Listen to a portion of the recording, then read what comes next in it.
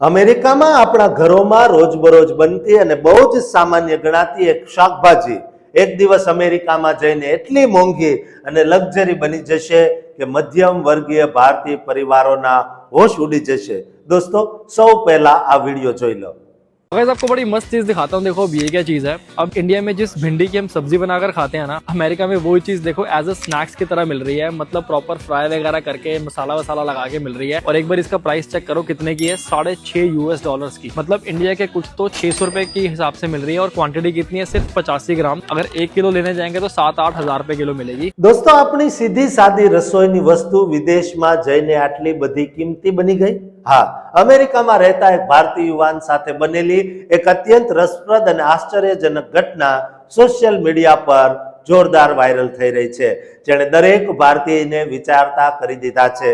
અમેરિકાના એક સુપરમાર્કેટમાં જ્યારે એક ભારતીય વ્યક્તિએ આપણા દેશમાં સાવ સસ્તા ભાવે મળતા ભીંડાને એક પ્રીમિયમ પેકેજ સ્નેક તરીકે વેચાતા જોયો ત્યારે તે સંપૂર્ણપણે સ્તબ્ધ થઈ ગયો।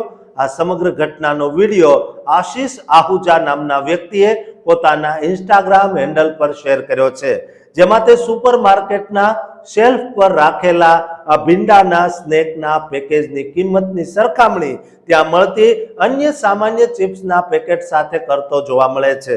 આ ક્લિપમાં આશીષ ખૂબ જ આશ્ચર્યજનકતાથી કહે છે કે મિત્રો, ચાલો હું તમને એક બહુ જ રસપ્રદ વસ્તુ બતાવું। જુઓ, આ શું છે? જે ભીંડાનો ઉપયોગ આપણે ભારતમાં શાક બનાવવા માટે કરીએ છીએ, તે જ વસ્તુ અમેરિકામાં એક સ્નેક એટલે કે નાસ્તા તરીકે ઉપલબ્ધ છે। આ ભીંડાને મસાલા અને બધી વસ્તુઓ નાખીને વ્યવસ્થિત રીતે ફ્રાય કરવામાં આવ્યો છે અને જ્યારે તેની કિંમત જોશો તો ચોંકી જશો, કારણ કે આ નાનકડા પેકેટની કિંમત $6.5 છે, જે ભારતીય રૂપિયા પ્રમાણે આશરે 600 રૂપિયા જેટલી થાય અને તેની ક્વોન્ટિટી એટલે કે વજન માત્ર 85 ગ્રામ જેટલું જ છે।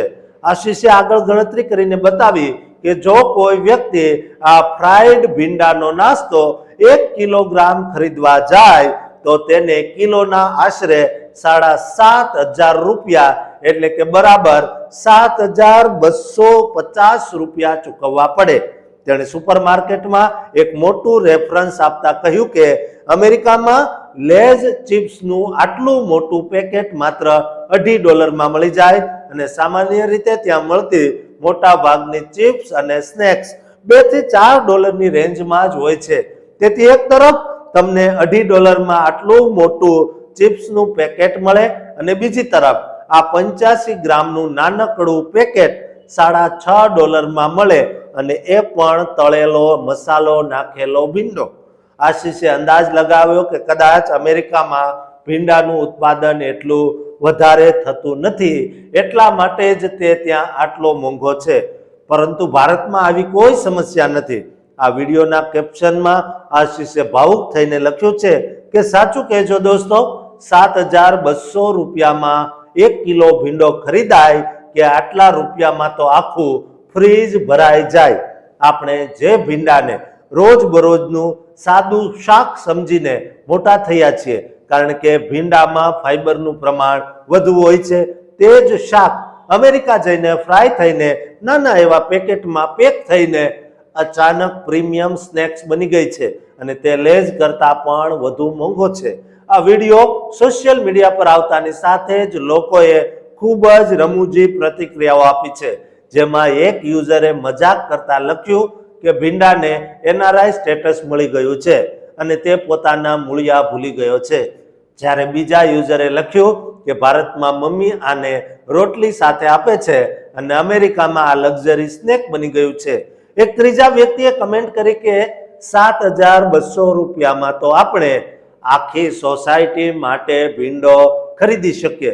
અને અન્ય એક યુઝરે કહ્યું કે જ્યારે આપણું દેશી શાક અમેરિકા જઈને અંગ્રેજી એક્સેન્ટ મેળવી લે ત્યારે આવું જ થાય।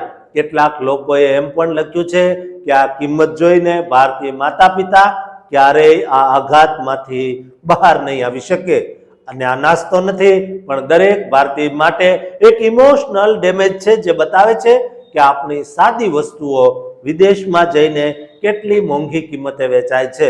દોસ્તો, ટ્રમ્પના શાસનમાં અમેરિકામાં અત્યારે કાળઝાળ મોંઘવારી સાતમા આસમાને પહોંચી ગઈ છે, એટલે પણ અત્યારે ત્યાં મોંઘવારી વધુ છે તેવું પણ ઘણા લોકોનું કહેવું છે.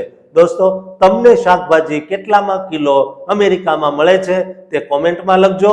દરેક ગુજરાતી, દરેક ભારતીયને આ વિડીયો શેર કરજો અને આ ચેનલને સબસ્ક્રાઇબ કરવાનું ચૂકતા નહીં.